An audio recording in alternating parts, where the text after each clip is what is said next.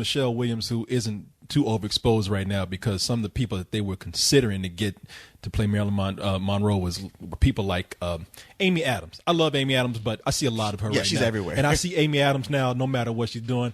Scarlett Johansson. See too much Scarlett Johansson now. No, you can't see too much Scarlett Johansson. I have to disagree with that, but yes. I get where you're coming from. But you see where I'm coming from. I get it. Yeah, Elton John was even considered. Yeah, he was. They're going to give him another hairpiece. You know what? If that was even halfway true, he'd still be at the studio right now banging on the door. Give me another chance. He's singing happy birthday to the executive who made to one of the Weinstein brothers. Happy birthday.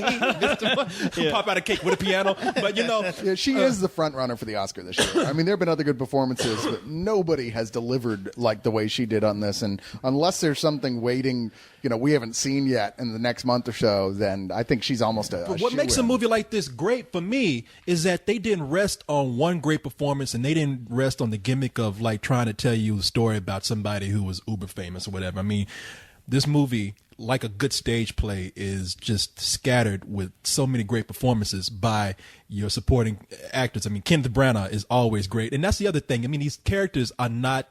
They are characters. They're not the people who they portray in life.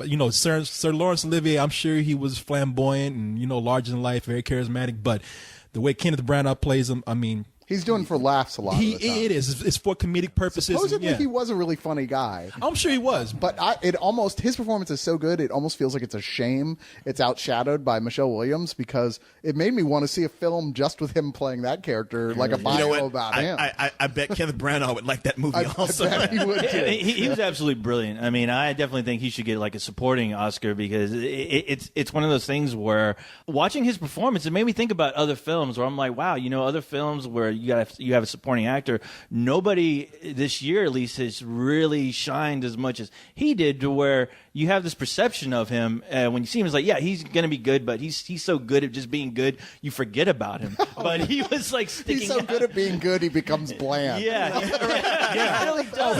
He's great. Oh, yeah, you probably did deserve the Oscar. Yeah. You know what? We so used to you being good. We didn't think about yeah, giving it just to whatever. you. Yeah, that's the problem being that good. It's just kind of like you just brush them aside. Yeah, we know you are, right? Yeah, okay. whatever. But his interaction with the Marilyn Monroe character throughout this thing was completely fascinating, and I love the fact that it was also, besides it being about Marilyn Monroe in her relationship with this guy she was hanging out with, I like the fact that they also brought in the element of you were watching a movie about movies being made back then, which I do like that. That's probably one of the elements I preferred about it. And yeah, you got Michelle Williams, amazing. Kenneth Branagh does a great job.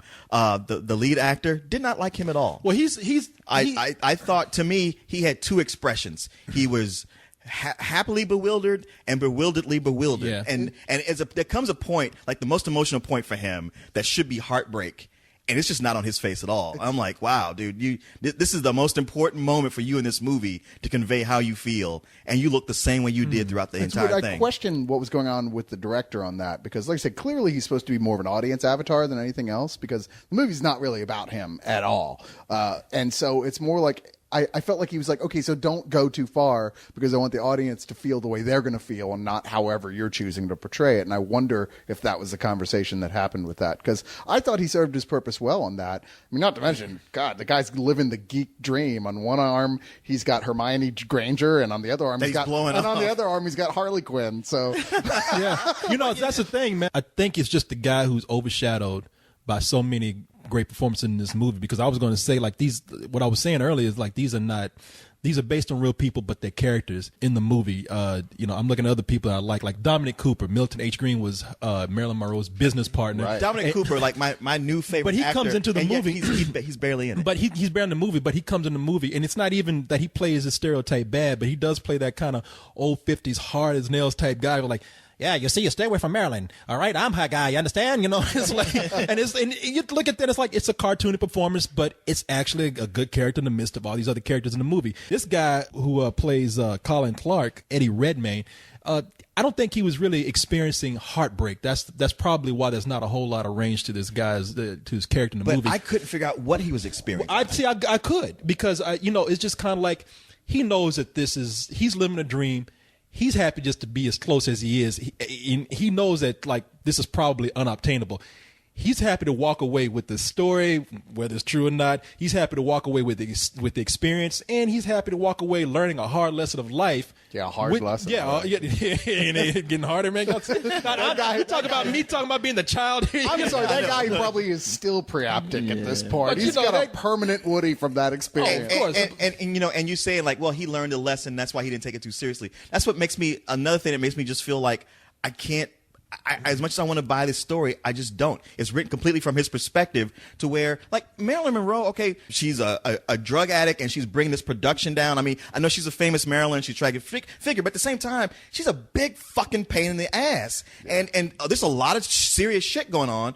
But this is done in a way that just kind of glosses over. It's like, hey, man, it's all right. I mean, sure, she got her issues, but she's a cute chick. She's fun, and she's generous to a schmo, as co-host puts it. And I was just there having a good time, happy for what I got. And I'm like, you know what? If this is all real, there would be some deeper emotions going on, a lot more negative emotions. And this is almost, except for some fucks, it's almost Disney-fied. It just kept bothering me. I was like, there's a lot more serious stuff going on here that's not being touched on. I don't think they played down that negative side at all. I think that part of the idea was through his performance was that he always just saw the icon Marilyn, everyone else did, but then started to see as it went along how many different sides there were that very much included that total irritating pain in the ass Marilyn. And I think the movie was kind of about trying to explore that, figure out, okay, why was she kind of like, well, who was that person? Why was she even that way? I thought he got an answer for that was a relatively satisfactory one, if not a very melancholy. They almost make one. Olivier the bad guy for getting mad about it, and I was like,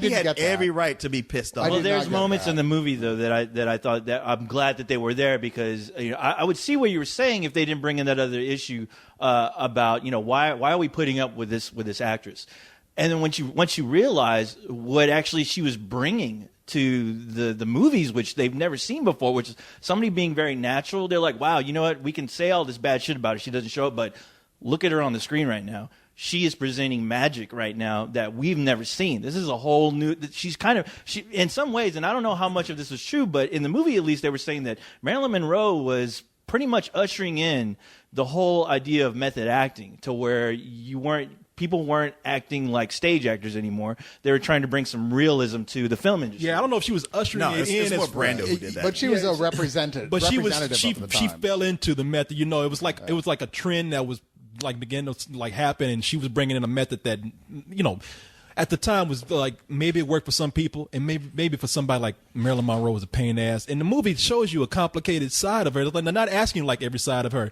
Like they're showing you that pain in the ass side of her that might be because of her, might be because of like one of the other actors I really like in the movie, Zoe Wanamaker as Paula Strasberg, who was her acting coach. I liked her a lot. Who's actually pushing her to be a pain in the ass too. And it's like it's not asking you to like her 100% of the movie. It's not asking you to understand her. This is saying this is a complex person right here in a complex situation. In a complex situation, like she's unsure of herself. So either the movie's saying walk away with what you will from Marilyn Monroe as a character in this film. Either you like her, you hate her. Maybe at moments you do both. She's a bitch. She's a sex goddess. Whatever. I happen to like see her as a complicated person who was just being manipulated by a bunch of assholes around her, which was making her an asshole. And when she was like with this one guy, no matter how wishy-washy he was, made her more of a human being. I'll tell you, one of the people that's really, this is a good role for her, but she's getting lost in is Emma Watson.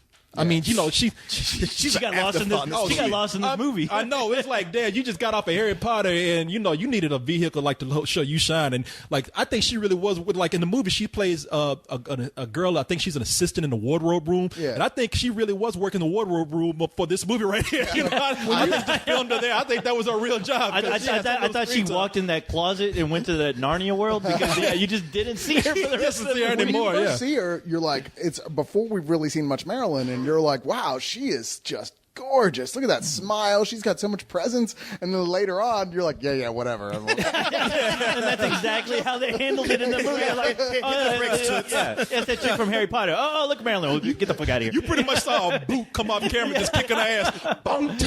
Beat it, bitch. I don't know if she was supposed to like represent to us that's the effect Marilyn will have on you, because like I said, when they first show her, she's got the soft light and it's almost in slow motion how beautiful she is. You're like, damn. Yeah. And then later she's just like a normal looking girl, and I wonder if it was to try and reflect how much Marilyn was like had that effect on people, or if she was just an attempt to give the main characters some more. But you hit a good with point the right there. subplot. It's to like probably, as you say, the character we're his, he's an avatar for us. Maybe we're supposed to like see this character like that. Like he sees this girl who's working on the set, and she's gorgeous, best looking girl there. But shit, when like Marilyn Monroe comes up, She's a pile of dog shit. Yeah, you come. I mean, the camera switches back, and it is a pile of dog shit shaped like Emma Watson. It's like, I'm sure that's how the director approached her with the script. Here, you play the dog shit. Who gives a fuck? Who gives a fuck about you later on in the movie? Makes me. Are you interested? Makes me think about that movie Hall Pass, where when you put that girl around, like I think they did a trick where the hot girl, like when she was like